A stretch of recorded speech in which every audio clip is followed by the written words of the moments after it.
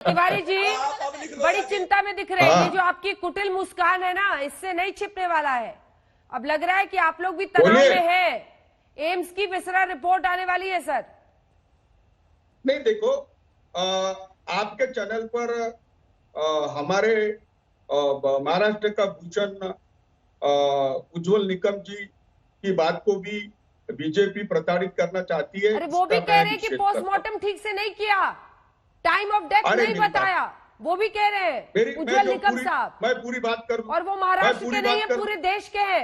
याद रखिएगा, उज्जवल निकम हो कोई भी हो, वो पूरे देश के हैं, वो सिर्फ महाराष्ट्र के नहीं है। बोलिए तिवारी जी। अब मैं बात करता हूं, ये सुप्रीम कोर्ट के ऑर्डर के बाद सीबीआई सब कर रही है। सीबीआई अभी 29-30 दिन हो गए, उनको कुछ मिला नहीं है।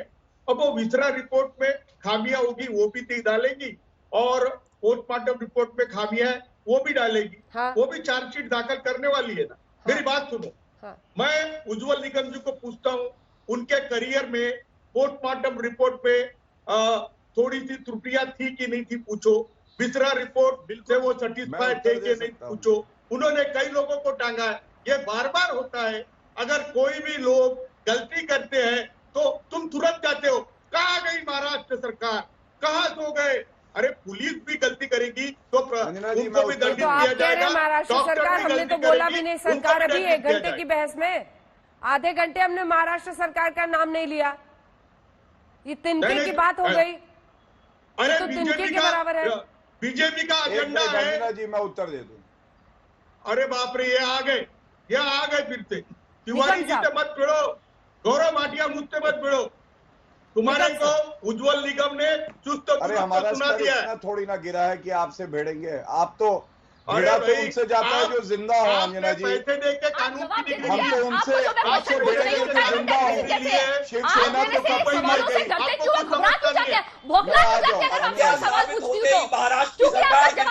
आपको पता है मुंबई पुलिस से कहा, मुंबई पुलिस के पास बहुत प्रेशर था, इसी वजह से मुंबई पुलिस ने कोई काम नहीं किया। और आपको मालूम है प्रेशर था, आपको मालूम है प्रेशर था, आपको चिट्ठी लिखी थी क्या प्रेशर है उनके ऊपर?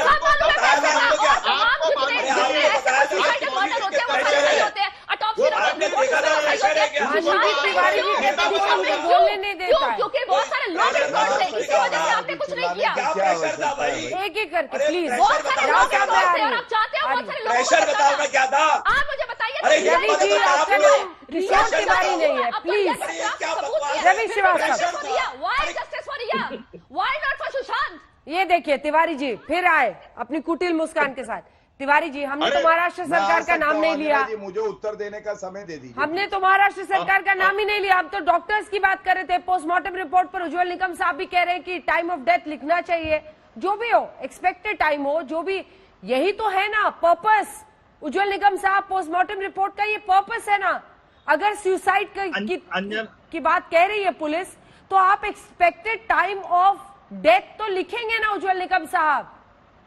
अंजना जी, ये बात बिल्कुल सही है कि डॉक्टर्स ने टाइम ऑफ डेथ लिखना जरूरी है। बिल्कुल। मैंने महाराष्ट्र में ऐसे कई संगीन मामले चलाए, देश में भी मैंने नहीं चलाए, तो देश में ऐसे हुए कि डॉक्टर्स हमेशा निग्लिजेंट और क्या, देखिए जो घायल होता है वो हो रहा है। गौरव जी, मैं डॉक्टर को डिफेंड नहीं कर रहा हूँ। उचित है या नहीं उचित है ये बताइए ना। केसेस में गलतियां तो हम लोग रोज देखते हैं। आप डिफेंड क्यों करने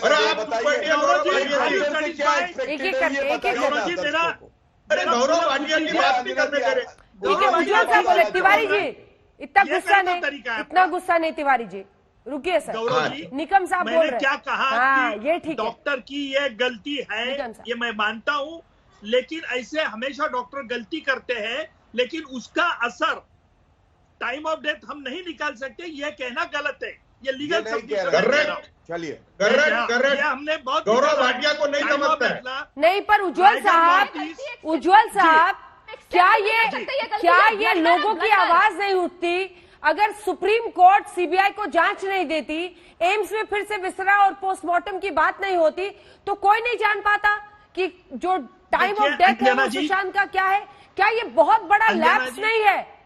मैं तो सीधा सवाल आपसे पूछ रही हूँ, क्या कूपर हॉस्पिटल के 5 डॉक्टर्स ने बहुत नाइंसाफी नहीं की है अगर उन्होंने टाइम ऑफ डेथ नहीं लिखा है? अंजना जी, मैं मानता हूं कि हाई हैंडेडनेस हुआ है, लेकिन डॉक्टर्स की गलती का मतलब ये नहीं है कि उससे कोई रिहाई उसकी हो जाती है। देखिए, अगर डॉक्टर्स ने लिगेचर मार्क के बारे में पूरी तरह से एक्सप्लेनेशन नहीं दिया है, मैंने हमेशा देखा है कि कई मामलों में पूरे डॉक्टर डायग्राम निकालते हैं, डायग्राम के आधार पर कहाँ हार्ड बोन फ्रैक्चर हुआ है क्या नहीं, इसके बारे में लिखता है। अगर स्ट्रैंगुलेशन होता है तो नेक का जो बोन रहता है उसका फ्रैक्चर हो जाता है, जो इसमें नहीं होता, हैंगिंग में खुदकुशी नहीं होता है। और इसीलिए हमें ये देखना चाहिए कि एम्स के डॉक्टर्स अभी क्या निकल के आते हैं।